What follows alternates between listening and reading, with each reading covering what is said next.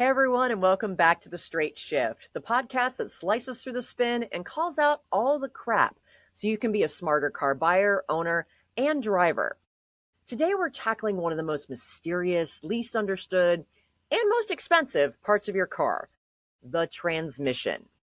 When most people are car shopping, they think about the engine.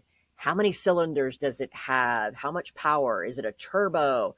But almost nobody thinks about the transmission beyond does it come in a stick or an automatic? And honestly, that hardly matters anymore because there are so few manuals left, which makes me very sad. But anyway, most buyers don't even realize that there are multiple different kinds of automatic transmissions, and each has their own quirks, strengths, and unfortunately, headaches. But here's the thing. Without your transmission, you're not going anywhere. It's the matchmaker between the engine and the wheels. But if it fails, well, yeah, you're definitely going to notice, usually in the form of a tow truck and a repair bill the size of a family vacation. So today, I'm going to explain the different types of transmissions, how they work. Don't worry, in layman's terms, I promise you're not going to need an engineering degree. Which ones are the most problematic, and how to get yours to last. So let's get into it. Before we get into the different types of transmissions, let's back up and talk about why we even need a transmission at all. Engines are picky little buggers, kind of like my cats at dinner time. The job of the engine is to make power, but they only make good power in a certain RPM range, and that's revolutions per minute. If engines spin too slowly, they stall. They spin too fast, then they run out of breath. This is why you can't just bolt an engine directly to the wheels. You'd either stall it out at every stoplight or blow the thing up on the highway. This is where the transmission comes in. A transmission is a set of gears that keeps the engine spinning in its happy zone all the time, while letting the wheels spin at whatever speed you need them to go the speed you're going. Let's think of this like riding a bicycle. In this scenario, you are the engine. If you're climbing a steep hill, you pick a lower gear, right? The small sprocket up front, the big one in the back. This way you have to pedal a lot, but it feels manageable to get up that hill. If you try to truck up the hill in a higher gear, which means the larger sprockets in the front, the smaller ones in the back, yeah, technically you would cover more ground with fewer pedal strokes, but it would be so much harder. You'd probably have a heart attack. Hence, you want to use the lower gear to make it easier for you as the engine to get the vehicle, the bicycle, up the hill. I remember when I was in high school, the summer before my senior year, I had this wonderful opportunity to spend several weeks in France, and we were biking. Went over there and we got these 15-speed road bikes. Now, we're not talking Tour de France here, but we were there at the same time as the Tour de France, and we got passed like we were standing still by all those incredible professional cyclists. That was amazing. But we had a lot of hills going through the French countryside in between the different youth hostels and little places that we were staying, the villages. And we always had to make sure we were in the right gear. I'd never had a bike that had that many gears before. Plus, we were hauling everything we owned for the trip, as well as food and water on these bikes. So they had extra weight. And I remember one day we were staying at this really cute little place in a very small village. I don't remember what it was, but everybody talked about when you went out of town, because there was only one road, there was this massive hill. And we're like, oh, come on, it can't be that bad. So that night, after we'd had some wine at dinner, we walked to the edge of town to see this hill. And holy cow, I thought San Francisco was hilly. This was ridiculous. It wasn't that long of a hill, but I swear it looked completely vertical as we were standing there looking at it. And while we were standing there, one of these little tiny French cars drove up to it, stopped, and then turned around and went the other way. They're like, no, I'm not getting up that hill. So we had to use the lowest possible gear to haul our bikes and our butts and our bags up that hill the next morning. I'm glad it was first thing in the morning when we were fresh, but it was still a whole lot of work. This is why gear ratios matter. When you get to flat ground, those higher gears are great. They allow you to lay on more speed without having to pedal frantically and give yourself a heart attack. You're like a gerbil on meth. So this is why you have to have a transmission. It's basically a whole set of these bicycle gears all packaged into one box. So your car can always be in the right gear for the job, whether that's creeping along in morning traffic or merging onto the freeway like you're being chased by a swarm of angry bees. And the transmissions don't just help you go, they can also help you to slow down. If you've ever downshifted going down a hill or even just let off the throttle in an automatic, you feel the car drag a little even though you're not touching the brakes. This is called engine braking. The resistance of the engine is helping to keep your speed in check. It can only do it so much. Truckers call this Jake braking. And that term comes from the Jacobs engine brake. It was one of the first widely used compression braking systems for heavy-duty diesel engines. And your car essentially does the same thing. It just won't sound nearly as cool blasting through the mountains, but same principle. Okay, now that you get the why, let's dig into the different types of transmissions and how they each pull off this fancy gear juggling act to get you where you want to go. We are, of course, going to start old school. The stick shift, the manual transmission, the holy grail. Anyway, a manual transmission is very much just like riding that bicycle that we just talked about. In a car, however, you've got three main players involved. You've got the clutch, you've got the shifter, and you have you. You are responsible for shifting the gears. The car is not going to do it for you. So you press in the clutch pedal. That disconnects the engine from the transmission. Then you move your shifter into gear, and then inside the gearbox, there's this little collar that slides over and locks you into a different gear on the output shaft. When you let the clutch back out, the engine and the transmission reconnect, and you're on your way in your new gear. And hopefully you do it smoothly. This is the trick of learning to drive a manual transmission, is to get all that timing exactly right. Otherwise, you stall. But it's so cool because it's simple, it's mechanical, and you get to decide what gear you're in.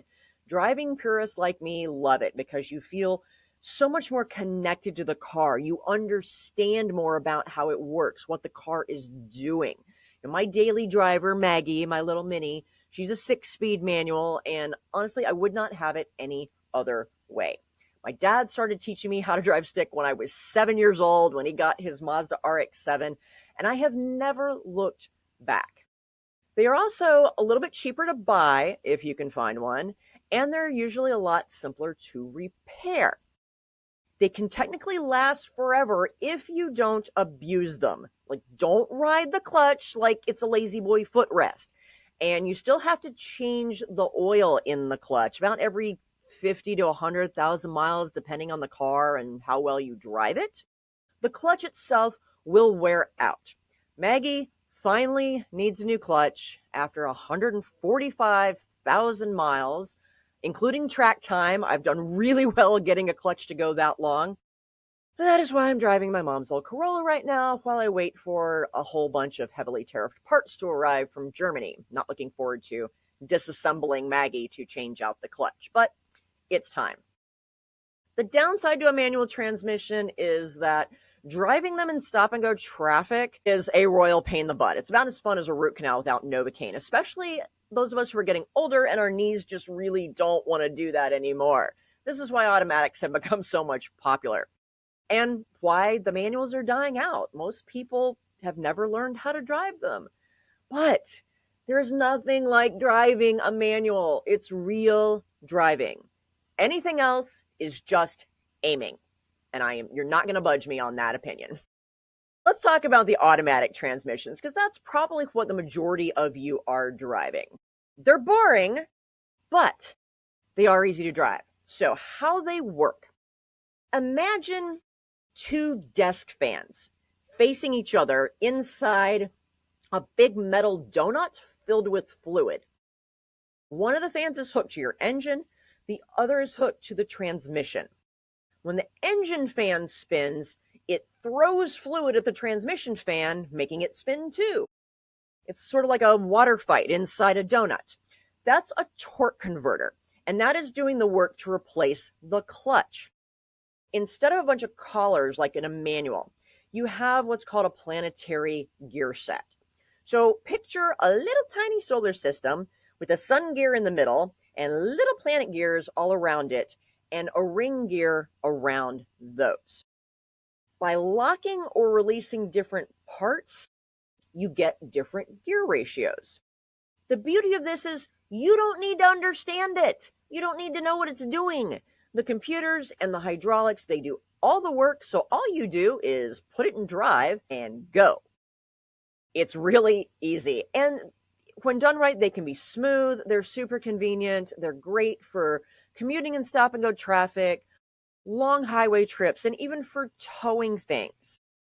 Your older transmissions had 4, 5, 6 gears. Today, it's not unusual to see 8, 9, 10-speed automatics. Those are designed to help increase fuel efficiency by giving you all these different gears, everything that you could possibly need to do the job without making the engine work too hard and drink too much gas. The downside, they're really, really expensive when they break. They build up more heat than a manual transmission, so this is why you have to take really good care of it. The fluid in the transmission is the lifeblood. Like the vampire said, blood is life. The fluid is life. And do not, under any circumstances, believe this lifetime fluid BS. There is no such thing as a lifetime fluid. It's only lifetime if you define lifetime as until the transmission dies. So change that fluid typically every 40 to 60,000 miles. Again, depending on the car and how you drive it. If you use the car to tow, or if it's a Volkswagen or an Audi, you may need to change it every 30,000 miles. And you want to keep your automatic transmission cool as much as possible. Avoid overloading the vehicle. Try to reduce extended idling. I know that's really hard in stop and go traffic, but use proper driving habits like downshifting on the inclines to minimize that heat buildup because they do give you some lower gears. But overheating and dirty fluids are what kill most automatics. Unless it's a Chrysler product like our old Dodge Grand Caravan, in which case the planetary gears could just explode like the Big Bang Theory for no reason despite proper care and maintenance. That's, again, another story. Again, keep the fluids changed. That is the key to keeping your automatic transmission working properly. All right, now let's stir the pot a little bit. The CVT. That stands for Continuously Variable Transmission. So how that works is, instead of gears, you have two cone-shaped pulleys with a steel belt that runs between them. And by moving those cones closer together or further apart, the belt rides higher or lower, which change your gear ratios. This, in theory, gives you an infinite number of gear ratios instead of a fixed set like 7, 8, 9, 10. You get this infinite theoretical range. It would be like pedaling a bicycle with this magical chain that can just stretch and shrink at will, giving you the exact perfect gear ratio for whatever you need. Sounds awesome, right? In theory, yes.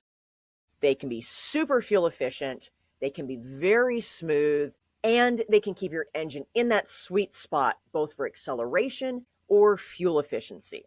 In theory. On the flip side, it can feel weird to drive because there are no distinct gear shifts. We're kind of used to feeling when the car shifts. Less so now because automatics are getting smoother, but at least those of us purists are used to feeling our gear shifts. The other challenge is when you floor it, the engine revs up and then it kind of sits there buzzing like a weed whacker waiting for the rest of the car to catch up. It's this infamous rubber band effect. And it also really depends on how it is programmed, because yes, it is controlled by computers. Some manufacturers program to maximize fuel efficiency at the expense of oomph. That's the technical term for acceleration. I had a rental Honda Civic many, many years ago. It was like maybe a 2014, somewhere in there. It was like, I think it was a 9th gen Civic. And that poor rental car, it had a CVT transmission. It gave you like eco mode, normal mode, and sport mode. I could not find a mode that worked. That poor car was never in the right gear for what I needed it to do. It was probably not programmed for my style of driving, but I have never been so miserable in a rental car, including that PT Cruiser that I had in San Diego, which was at least fun. Some manufacturers do it a lot better than that. Like Subaru, they tend to do a good job with theirs. They give you enough oomph, because Subaru, when you need it, without sacrificing too much fuel efficiency, and that's great. But the CVT in general is just very boring. It has a little bit of a droning noise that can drive people nuts, and it's about as fun as driving a blender. But it can be very fuel efficient, and more cars are going to the CVTs. Unfortunately, they're not always the most durable, especially the earlier ones. Nissan CVTs tended to fail, especially in the early years, due to a combination of things: design flaws, manufacturing issues, poor maintenance, because remember that whole lifetime fluid BS? Yeah. That led to overheating problems, fluid breakdown, premature wear of the belt and pulley systems, inadequate cooling. They'd start to shudder, then they'd lose power, and you'd end up having to replace it. And it's very expensive to do so. Nissan has a reputation for being very forward-thinking with their engineering. They're not afraid to try things. And they have some epic failures that go along with their engineering boldness, but their CVTs have gotten a lot better. Just beware if you're looking at buying an older Nissan that has a CVT, you're taking a big risk. So again, to take care of a CVT transmission, change the fluid. There's no such thing as a lifetime fluid. I don't care if they tell you it's a closed system, it's not designed to be changed. Bullshit. Pardon my French. Fortunately, most manufacturers now have figured out that, yeah, you really do need to service the fluid. So they have included that service in their maintenance schedules. But if you're buying a vehicle that has a CVT transmission, before you buy it, look at the owner's manual, look at the manufacturer's maintenance schedule. Does it tell you to service the transmission? Because if it doesn't, then the dealer's probably not going to do it, and you're going to have to find a mechanic that is willing to do it and knows how to do it, because the car is not going to last if you don't change that fluid. And you have to be sure to use the right fluid. Don't cheap out and get the wrong stuff, because each manufacturer has very specific requirements for the fluids that work in their specific CVT transmissions. If you feel your transmission like shuddering or slipping, it just doesn't feel right, do not ignore it. They don't get better on their own. It'll only get worse, and it will cost you more to fix it. Now for the mysterious gearhead favorite, the dual clutch transmission. Imagine two manual transmissions living together in one box and working together as a team. Kind of like a marriage. One handles the odd number of gears and the other handles the even number of gears, and they each have their own clutch. When you're in one gear, the computer preloads the next gear on the other side with the other transmission, the other clutch. When it's time to shift, one clutch opens and the other one closes in a fraction of a second. It's so fast. It's like passing a baton in an Olympic relay race. Smooth, instant, wicked fast. This is why high-performance cars and their drivers absolutely love them. Think Porsche 911 if it doesn't have a proper manual transmission. The Audi R8, the Nissan GT-R. Some of the supercars like Ferrari and McLaren use dual-clutch transmissions. It's really the best thing next to a true manual when it works. That's why McLarens are not reliable, even though they're amazing. When it's not done well, they can be very jerky at low speeds and in traffic, kind of like a caffeinated teenager learning to drive stick for the first time. And repairs are ridiculously expensive. There's this thing called the mechatronics unit. It's just a fancy name for the brain. And that's a common failing point. Hyundai, unfortunately, is notorious for their dual clutch transmissions and the issues that go along with them, including premature clutch wear and overheating, and some weird programming issues. Thank goodness for that 10-year, 100,000-mile powertrain warranty. But it's been so problematic in the newest generation of the Santa Fe's, the new really boxy ones, that they're canning it. So for 2026, the Santa Fe's are going back to their traditional 8-speed automatic that is currently in the hybrid model of the Santa Fe, which works just fine. So if you're looking between the Hyundai Santa Fe and the Santa Fe hybrid, be aware they have different transmissions right now. But as soon as the 26 models come out, they'll both have the 8-speed automatic. So this is why it matters what kind of transmission the car has when you are doing your research to buy a car, because they're not all the same. Even within a specific car like the Hyundai Elantra, the N model, the more high performance model, uses a dual clutch. So it's important to understand the type of transmission the car has and then research, okay, what problems has this had? Transmission problems are one of the biggest problems. In some ways, they are more difficult than engine problems because when they fail, I mean, you just got to get a new one. So yeah, definitely get one that's under warranty. Again, you want to stick to your fluid change intervals religiously. Don't creep along in traffic for hours if you can avoid it, because that's what makes the clutch packs overheat, especially in the dual clutch transmissions. Again, if it feels jerky, it feels hesitant, go directly to the dealership. Do not wait until it leaves you stranded. All right, now let's look at electric vehicles. You don't really think about electric vehicles having a transmission because they just work so differently because they don't have an engine. They have an electric motor. So EVs don't need gears in the traditional sense that regular gas cars do. Electric motors, they make full torque from 0 RPMs, and they can spin up to just these ridiculous speeds like 10,000, 15,000 RPMs. That's why the acceleration in an electric vehicle can be just ridiculously fantastic. And instead of trying to juggle gears, most EVs use what's called a single speed reduction gear. It takes all that speed that the motor makes and they gear it down just once to be safe to send it all to the wheels. It's an awful lot of torque. So they do have to kind of taper it a little bit to send it to the wheels. Some of your high performance EVs like the Porsche Taycan, they add a 2-speed gearbox to give you better acceleration and efficiency, but most of your regular EVs that the average person can afford, 1 gear is all that's needed. It's great because it's fewer moving parts, they are incredibly smooth. Did I mention that ridiculous acceleration? And there's almost no maintenance. However, if something does fail, it's fairly spectacular. The car will lose power, come to a stop, and your wallet will spontaneously combust. So that's the downside. Some EVs still have fluid in that reduction gear that does need changing, usually only every 100,000 miles, but otherwise they're fairly maintenance free. At least until the battery of the motor goes kaput. Then you're totally screwed. But that's a whole nother issue.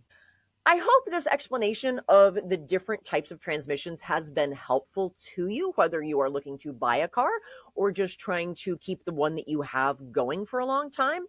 Because no matter what you drive, there are a few universal truths thanks to the laws of physics. One is that heat kills.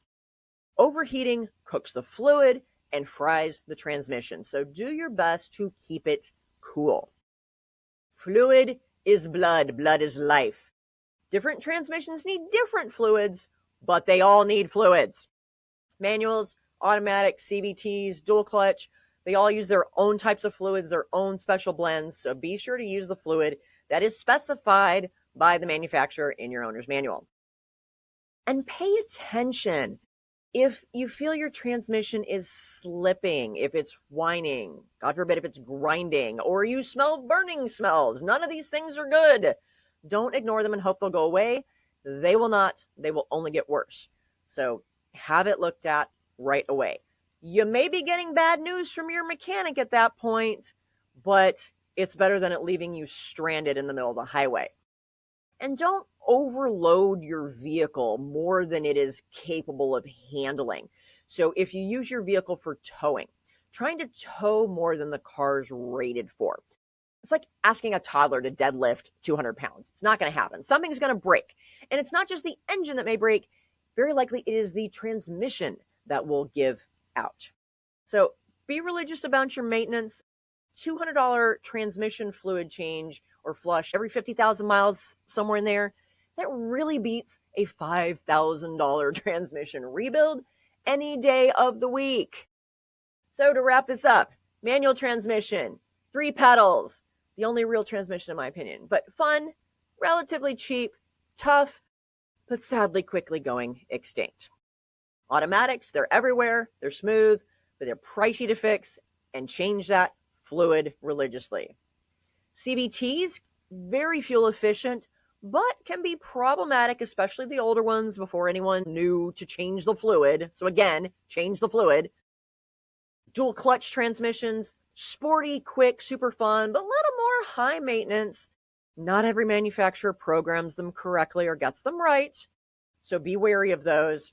EVs, no gears, no fuss, almost no maintenance, but super expensive if they fail.